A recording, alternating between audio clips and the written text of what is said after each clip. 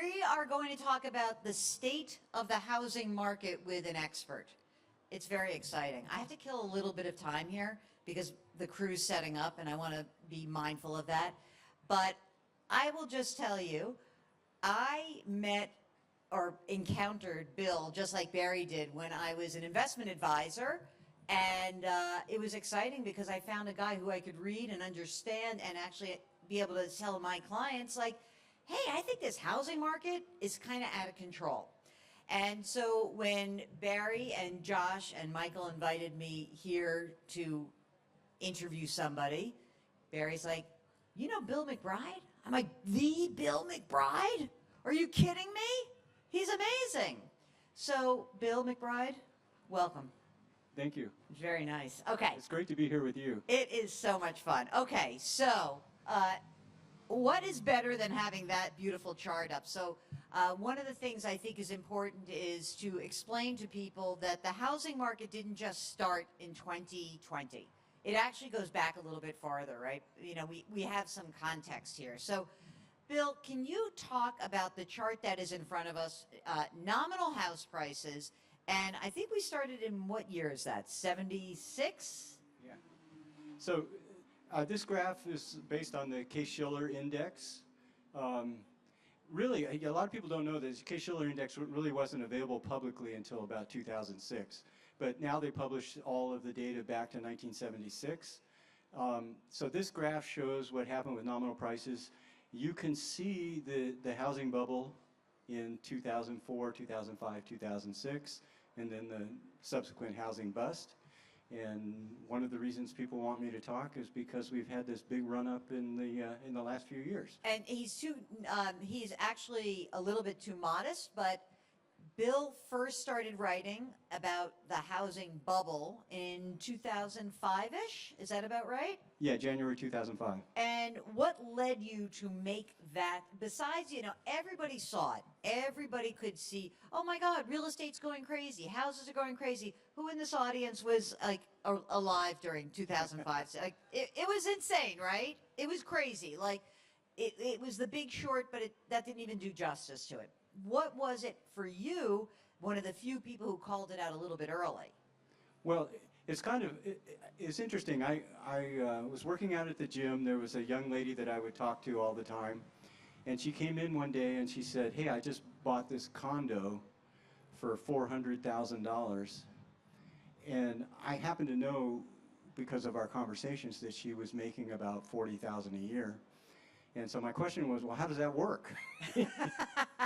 And so I started talking to her, and she was getting a 1% teaser rate on her loan. And at the same time, there were these guys in the gym, I call them the spiky hair guys. They were all driving these really nice cars, and they had spiky hair, and they were all in their 20s. And so I started asking them what they were doing. They were all mortgage guys. They were all, and they said, hey, you can get any loan you want. So that's what really started me digging into it. And it was pretty grim when you got into the nuts and bolts of what was going on. And I just want to do one thing. So I'm going to just change our chart for a second because, you know, so often with housing prices and real estate, we talk in nominal. That's how you get these people who say to you, like, my father bought his house for $20,000. It's worth $2 million now. But, Bill, you are very clear that we need to really incorporate real house prices. And when you do that, we see the bubble peak, which was, I guess, 2005? Probably 2006. 2006. We have a complete meltdown. How many times before the housing bust had housing prices gone down on an inflation-adjusted basis? Well, even on this chart, it was twice before. So, you know, house prices nominally haven't declined very much, but in real terms, like, I think a good example is what happened in the late 70s, early 80s when we had really high inflation. House prices actually dropped, depending on the measure you use, by maybe 10%, 15% in real terms. So, and what that means is people's incomes were rising, and even though house prices nominally were pretty flat, and so they became more affordable. Plus, of course, at the time, the mortgage rates dropped dramatically.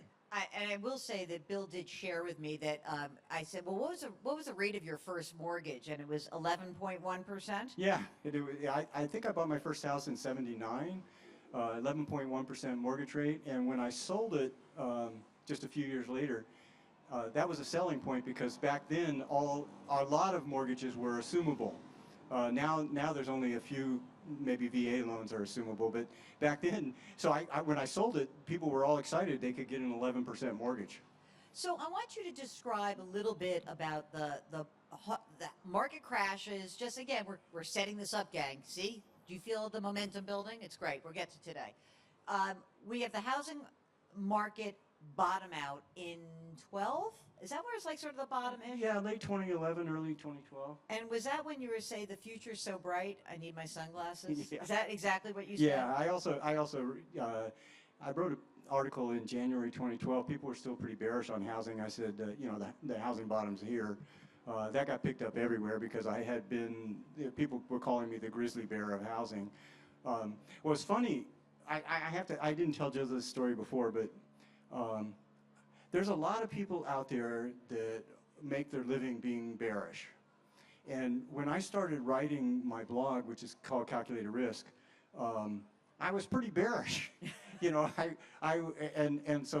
I not only was talking about housing, but I was talking about the potential for housing to lead into a financial crisis. So a lot of people were calling me a grizzly bear and super bearish. When I started turning positive, first on the economy in early 2009, I got a lot of angry emails.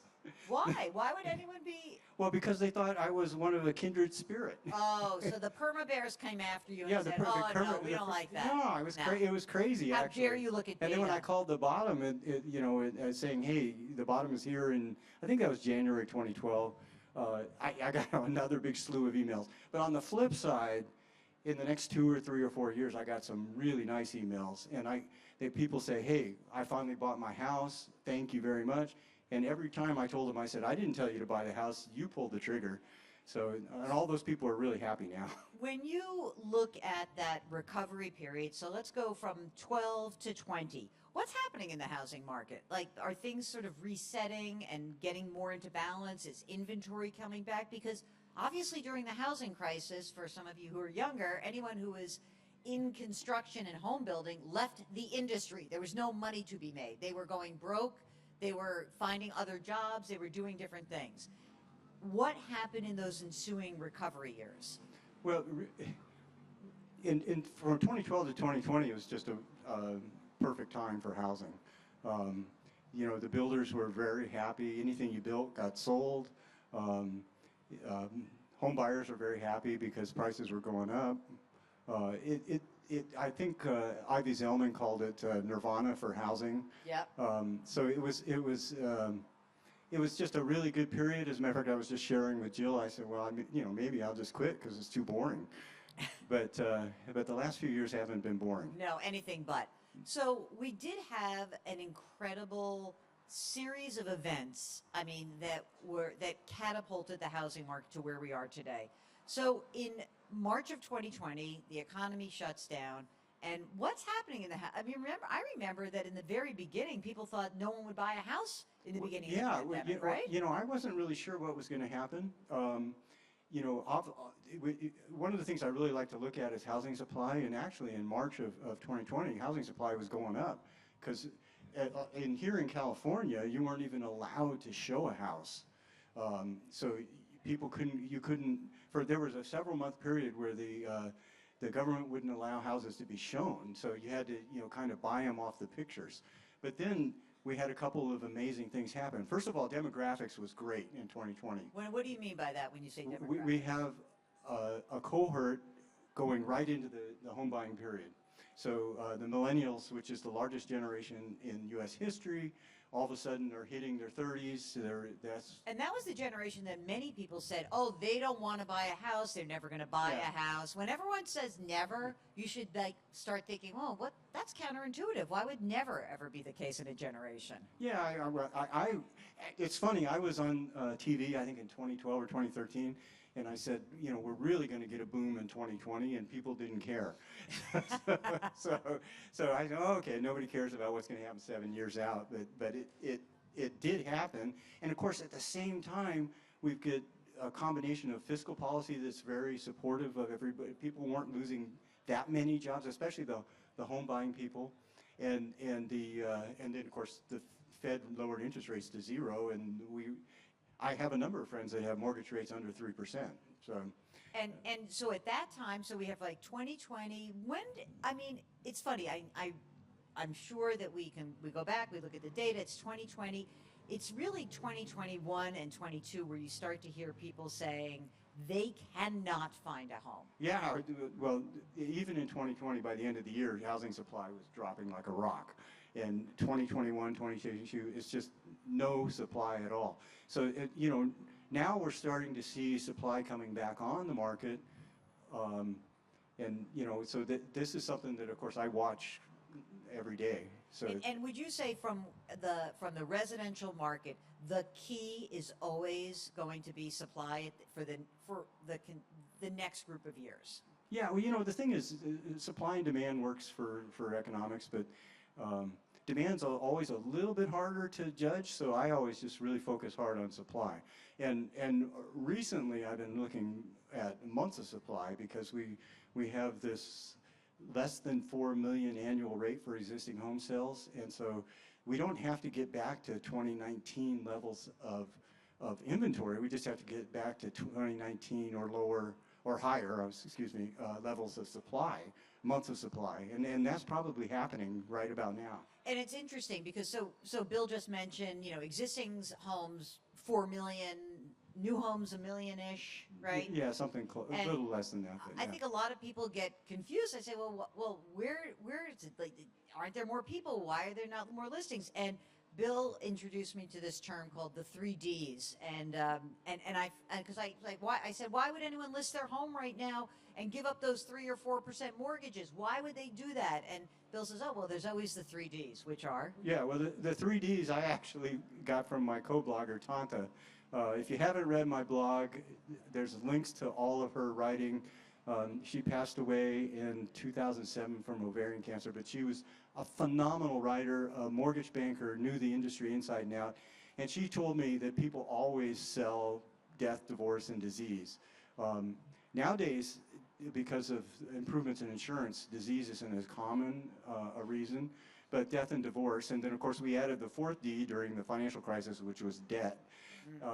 And we're kind of maybe seeing a little payment issue right now in Florida because in Florida, homeowners insurance is a real crisis. It is in California too, but nothing like Florida. And also they're mandating at the same time that all these old condos, because of the condo collapse, they have to bring their maintenance, all the deferred maintenance has to be taken care of. So they're having special assessments on the owners. And a lot of people in Florida, the homeowners insurance is more than their mortgage. That's insane. We're going to do a little quick poll. This is very scientific. Who thinks this is a good time to buy a house? Who thinks you're insane to buy? So who thinks, like, if you have the money, you run the numbers, go buy a house? Yes or no? All right. And who thinks it's a terrible time to buy a house? You're nuts. Bill? Well, I'd be in the first group. You know, I think housing is really hard to time. The only time in my entire career that I told people do not buy was in the late 2004, 2005, 2006, even 2007 period. To me, you're going to get a much better price because of all the distress sales that are coming on the market. You know, today, if you are out looking for a house and it makes sense, it's not on a busy street, you're going to live there for 5-7 years, it makes sense financially, you know, I don't see it as a big problem. You shouldn't be expecting large appreciation, but that's not really why people buy a house. Yeah, and I just want to talk a little bit about where we are with affordability, and this is maybe one way to sort of couch that, which is obviously with prices up, I guess, by about 50% since before the pandemic, and inflation's up, say, or prices are up generally by 22%. So house prices are growing about 2.25 times the pace of inflation. So why should we buy? If I'm looking at this, I'm like, wait, maybe I should rent. Well, like I say, I think it's really hard to decide that. Yeah. One of the things I've been arguing is, first of all, we have this great graph. We see this huge bubble in the middle. But if you're comparing to the housing bubble, the current situation, that's not the right comparison. In the housing bubble, we had really loose lending, and we got, like the lady I was telling you about that had a 1% teaser rate. I think she had it for 2 years. And then I go, what happens after that, all of a sudden she can't afford her house. But so we had this flood of distress sales, and that's what really drove down house prices. So that didn't happen this time. Now all these people have tremendous equity, so we're not going to get a flood of distress sales. We may see prices drop in some areas, like I was talking about Florida. We're seeing some price drops there because of particular reasons, the homeowners insurance, which is related to climate change, and but we're not going to see a flood of distress sales. So this is more like, if you look at this graph, you can, this is price to end, but you can, that 1980 period, this is much more like that. And so what we should kind of experience is somewhat flat nominal prices, maybe some slight increases, slight decreases, but it'll just kind of stay there for a while. And that's where it shows on the real prices how after that period, it went down and then moved sideways for a while. And that's kind of what I expect this time. I think that a lot of people here have their clients, they're coming to them and they're saying, well, should I just, buy a house for my kid? A lot of their wealthier clients especially, and if you have a young client, I think the messaging here is, hey, you know what? You can buy a house, just make sure the numbers work. Make sure that you have confidence that you can support the payment. But how should people factor in this crazy insurance or even taxes, which are likely to go up in many areas? Well, you want to look at all expenses. So, if you're buying a condo, you want to know what the homeowners insurance, the homeowners association fees are. You want to know if there's deferred maintenance. Right now the lenders are really tough on condos because of that. If you factor all of the costs in and it makes financial sense to you, I say go ahead. If it doesn't, then don't. Right. And I always caution people, and I'll say it again, don't buy a house that is in a really bad neighborhood. Don't buy a house on a big street. Don't buy a house with a layout that you absolutely hate, because you're going to hate it for the entire time you're there. So, I would never do that. But if you like a house, it's in a neighborhood that you're very comfortable with, and it makes sense financially, I don't see any problem buying now. And is everybody here satisfied? Are we done? You're all okay with the housing market? We can move on? No, I'm just kidding. So when you look at where we are, I just want to go to that mortgage origination. So, by the way, let me just stop for a second. When Bill talks about supply, just check this out, like existing home inventory. Is this improving at all? Yeah, well, this is raw inventory from the National Association of Realtors. So, you can see how inventory really surged during the housing bust, because, a lot of, it was not just people trying to sell, but the banks had a whole bunch of listings on the market. From that 2012 to 2020, inventory was kind of declining steadily. But then it just dropped like a rock. But this doesn't really capture everything, because this is just inventory and not sales. And so if we let's now go over here. Yeah, here we go. Yeah, this shows you existing months of supply. So the lines at the top, that's 2017, 2018, 2019. You can see the black line, which is 2020, where I was saying the inventory all of a sudden surged, right, and then dropped like a rock. And then the last 3 years we've had pretty low inventory, and the red is this year. And so we're getting back to a much more normal level of months of supply. So if you had to describe your sense of where we are in housing today, as we come into the last quarter of the year, and we'll get our first rate cut tomorrow, and are you you're not a perma bear. Are you bullish? Like, how would you characterize yourself? Well, I'm definitely not bearish. I'm not a super bull like I was in 2012. I do think the home builders should be okay. The, this whole sequence has actually been somewhat good for them because there's no existing supply or very little existing supply competing with them, and home builders have tools. They can buy down the mortgage rates. There's this pretty well-known 3-2-1 program, and they buy it down for 3% the first year, 2% the second year, 1% the third year. And then, of course, they were always telling people, buy the house but don't date the rate, so that they'll be able to refi in a few years. So, but for the existing home market, I kind of expect that we'll be moving a little bit back towards normal, but it's going to take some time.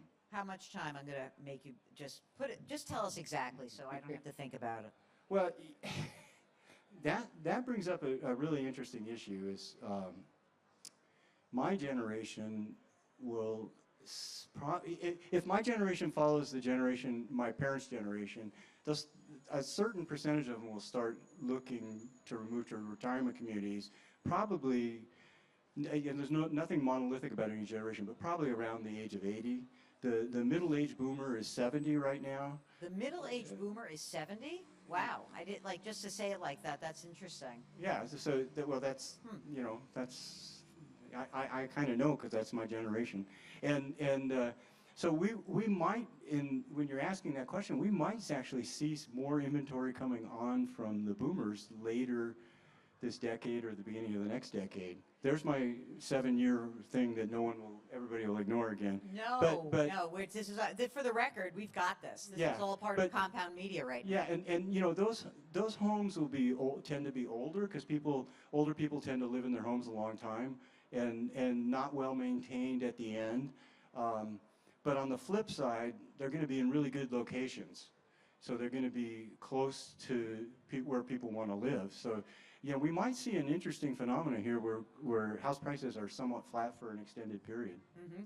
And what about so if you were thinking as an investor, not so much as a homeowner or even someone who owns rental property, are you interested in the market for these REITs that actually are creating housing for older people, whether it's assisted living or these, interesting move-up facilities? Is that something that you think has some legs? I really haven't focused on that. Yeah. So I'm fascinated by it. Yeah, I would expect that there's going to be a lot of demand. My mom was living in a retirement community, and I actually been talking to them on a regular basis just to get a feel for what's going on there. And the marketing person told me that they're seeing more people in their 70s, younger than they used to be, moving in, and those people have been telling them they want to get in before the big wave hits. Oh, that's so funny. So we might we might see some real pickup in supply, maybe later this decade. That's always interesting to me. So let's talk a little bit about new home sales. I mean, which are limited to some extent by land, and the state of domicile where these things are being built, because Bill was explaining to me how it's very difficult to build in many parts of California. I'm from New York, where we just don't have a lot of space. So let's talk a little bit about new home sales, and what does that tell you about the overall market, about how new homes versus existing homes, how do you focus on each, and what do each of those markets tell you? Well, existing homes has been under more pressure. New homes, because they have tools that they can still sell. But yeah, I mean, the places where they build them, like in Texas, Florida is now under some pressure. California is a very difficult area to build a large number of new homes.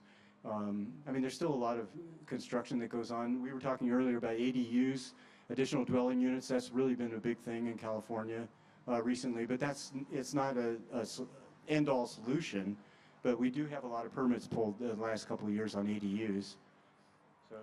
I want to show you, guys, this is so fascinating to me. When Bill was saying, look, we don't have the same kind of credit shenanigans that we had in the last housing boom. This chart, and I love Bill's blog. I love his Substack because the man loves chart porn as much as I do. And this chart can just absolutely blow your head off when you think about what was going on during the bad times and what's going on now. Yeah, this is from the New York Fed. They put out a quarterly report, and this is one of the charts they include in there. But it really shows the light blue is people with high credit. And in the most recent boom, basically everybody that was buying had really good credit. We don't see any of those yellow and dark blue at the bottom in the recent buying spree.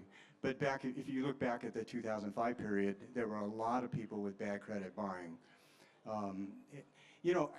When you look back at the housing bubble, we had all these loans, the ninja loans, no income, no job, no assets. We had, basically if you could fog a mirror, you could get a loan. And one of the things that the mortgage industry had done was they used to use the 3 C's, credit, capacity, and whatever the third one is. But they switched to just FICO scores. And so then they would have all these programs that even if you had a low FICO score like they showed on here, you could still get a loan. So that's really what, of course, that's what triggered me to really start digging into the housing market. And then when my friend Tanta joined and was writing with me, she's just an absolute expert in this area. So when you look at where we are today, there have been some more, I think that some of the lending standards have loosened a tiny bit because a lot of people will not get that standard 20% down to get the best rate. Is that a mistake for, if people are guiding their clients and you got a young client and the client's like, well, I only have 8% down, or I can put 5% down and get an FHA loan, is there danger in that? It depends on the client. So 3 C's are credit, capacity, and collateral. Sorry, I forgot about collateral. So, but I think it depends on the client. If the client can really afford the house, I don't see anything wrong with an FHA loan. It's true that FHA has a lot more delinquencies than other loans. That's just because they have looser standards. Right. So some of those people probably shouldn't be buying. That's the answer. Do you think that we should be shifting this 20% down now that prices are up about 50%? Should we rethink that? Well, you can get a loan with less than 20% down. No, but do you know what I'm saying? Like as a mantra that we've yeah. grown up with. Yeah, I don't think we need to stick with that. If you want to get the best rate, you put 20% down. But I think it would really depend on the situation. I'm not a stickler for 20% down at all. That's very interesting to me. Yeah. I mean, especially living through the crisis. Yeah. I became more interested in it like a safe harbor for people, like just in case. But maybe I should be rethinking that. Well, if let's say you take out a 7-year ARM and you can afford the payment, if you can get in with 10% down, I mean, there's no real problem because it can't adjust for 7 years. Right. So that's totally different than what happened in 2004, 2005, 2006. Yeah, I mean, because that was really like lending to anyone with no money down. Yeah, no money down, you get cash out. I know, right? You buy with cash out. Oh, by the way, what's going on with our equity right now? The ATM is closed? Is that what's happening? For the most part, yeah. We used to joke that when people withdrew money out of their house, that was the home ATM. For the most part, it's barely open. We're probably going to see a little bit of pickup in cash out refis with lower mortgage rates because of the people that bought with 7% mortgage rates. They're probably going to refi, and a lot of times they'll take $20,000, $30,000 out or something. If there's equity. Yeah, well, those people probably, well, I don't know. I don't know, like in the last year. Yeah, 7%, yeah, they might not have much equity. So. I made a typo on the next slide, but I want to put it up. It's so this is mortgage by interest rate, not credit score, so that's my bad. So credits, this is fascinating to me. So by interest rate, um, it's shocking, but about just under 60% of all outstanding mortgages are under 4%. Under 4%. And where are we now? 6.2 ish? Yeah. Okay. Somewhere. And so, what is the rate at which you think we're going to start to see more activity? The people, someone who's got a 3% note who says, okay, I had 3 kids in the last 5 years. I need to move, and I got to bite the bullet. Is there a round number? Is it a 5%? Is it just going below 6%? What do you think's going to happen? Well, I don't think there's any perfect number. It's hard to go from 3% to 6%. And if, let's say you're out and you wanted to get 1 extra bedroom, it's hard to make it financial sense. But what does happen over time is those people's life needs will outweigh the financial difference. So if we get down into the 5s and time passes, somebody might be willing to give up the 3% loan. Of course, as Jill and I were talking, some of those people will, if they're doing okay, will buy a new house and keep the old one and rent it. So it might not increase the supply as much as we'd like. Right. And I think that, like, when you're talking to somebody who's considering moving up, I think that the messaging is really, that 3% loan, you don't wait around for that. That's not coming back, because Bill and I were also talking, like, if we're at 3% mortgages anytime soon, we're in a horrible recession. Bad stuff is happening. And so, because I'll just make you put your ass on the line here. Where you think we're going to be at the end of next year in the 30-year fixed? End of next year. Somewhere in the probably high 5s. And so you think it'll take until the end of 26 to get to 5? I don't know when we're going to get back to 5. Who thinks we're getting back to 5% 30-year fixed rate mortgages, gang? Let's see a show of hands. Is that just wishful thinking? He's very positive. He's an optimist. He's a salesman. Yeah. That's why. Well, 5% is possible without a crisis.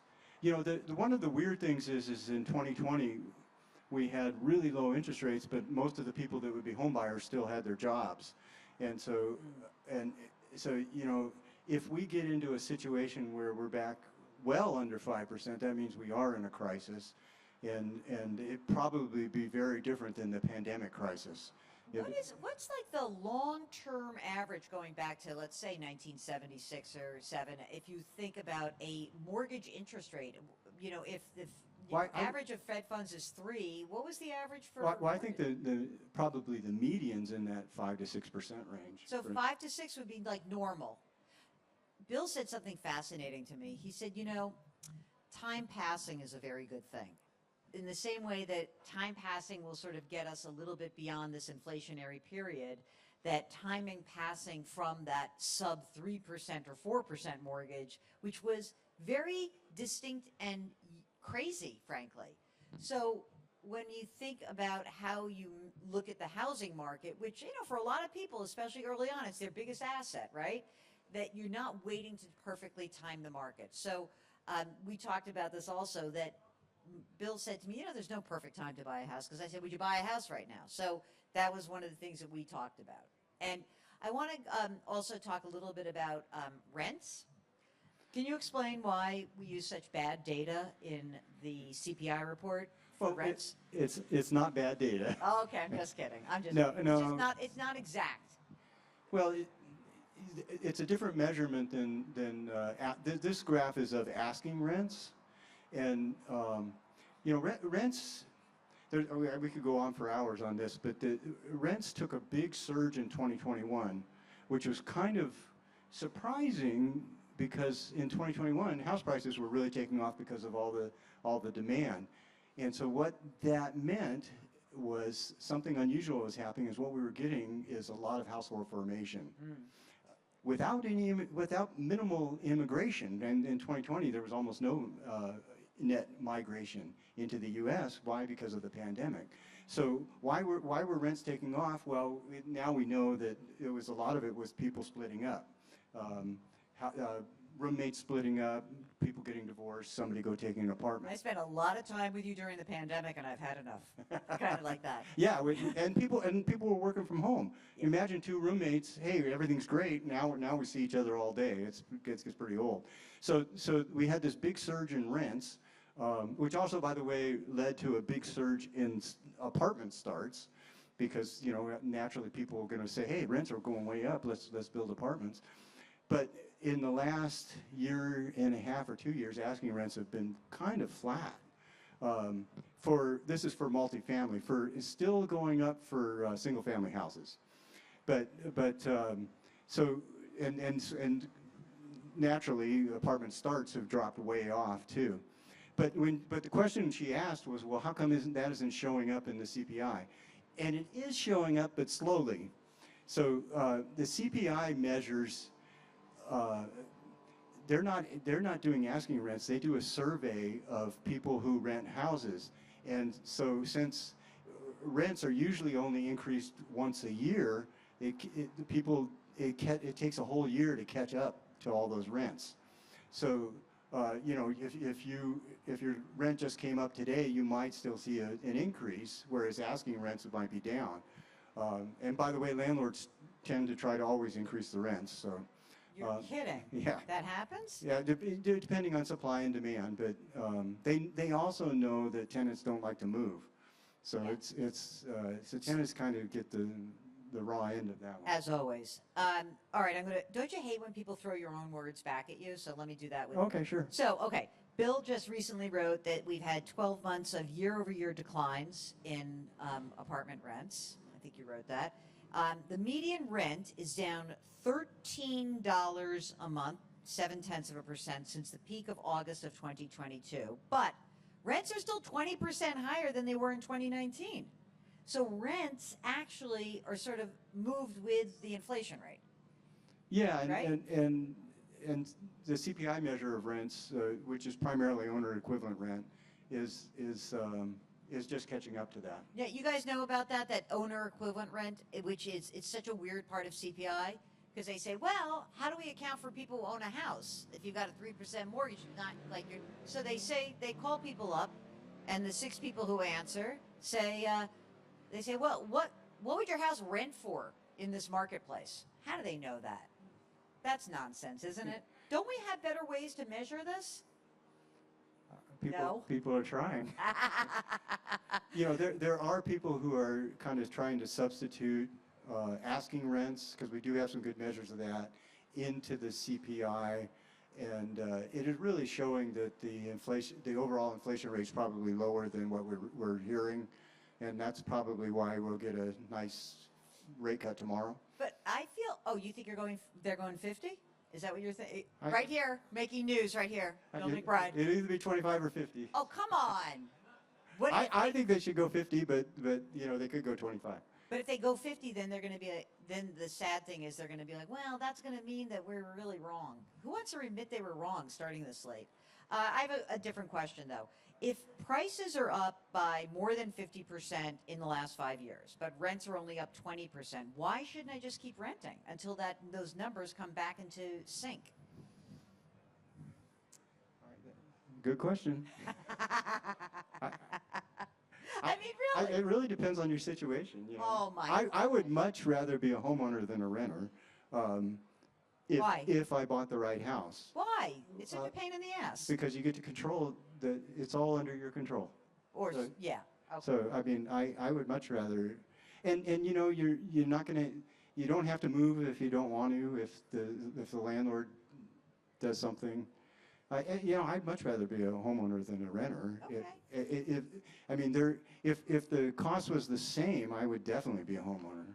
All right, now we're going to send these people off, and they need some help. Besides making sure that you check out Bill's calculated risk blog and his Substack, and it's really amazing, actually. And the charts are great; they're updated, all the time. You just got back from Africa, and Yes. you love that trip. And there's the big 5 of Africa, right? Lion, I had to look this up, I couldn't remember buffalo. Lion, leopard, rhino, elephant, buffalo. What's the big 5 of economic data that everybody who is in this business needs to understand? What are the biggest, five most important economic data points that these folks should know about? Well, I would always say GDP, unemployment, or employment, unemployment, those would be the top two, along with, I would go with home sales, especially new home sales, and housing starts. That's four. And recently, I would go with inflation. But not always? No, most of the time I wouldn't put that as a top five. You're not a huge fan of confidence as a indicator. No, I wouldn't. That wouldn't get into the top five at all. So I would have to think what would be. What about retail sales, which we just got today? Is that, how important is that? That's a key number. Yeah. Yeah, I don't know if I'd put it in top five. I mean, the top four I can come up with off the top of my head. I could say employment and unemployment, and that would give me two. No, you're not allowed to. Okay. This is how I did it. I said jobs is one. So Okay, you jobs take is definitely one. I said jobs, GDP, housing, inflation, retail sales. Those were my five. Because I didn't let you do the cheat of new home sales and existing home sales, which is a cheat. I didn't do that. I said new home sales and housing starts. Okay. Does anyone have any questions? I could go on for hours with Bill. So does anyone have questions? We'll take them, I guess. But if not, I'm going to keep asking questions. So I'm wondering, as you look ahead, what are the pressure points that you see for the housing market? What should people be aware of that is, worth monitoring? Well, the first thing everybody looks at is mortgage rates. Yeah. So I would watch it. I'd watch supply. Especially in your local areas.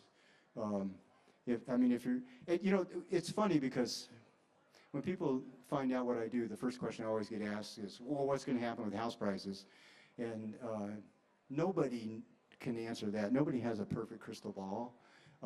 Now, in 2005, I was saying, yeah, house prices might fall 40% in some areas, and people thought I was nuts. This year, I was comparing with another analyst.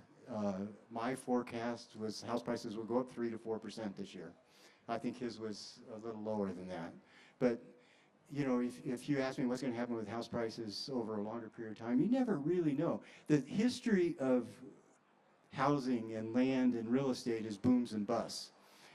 That goes back long before the Case-Shiller Index ever existed. So you hear about the South Seas land bust.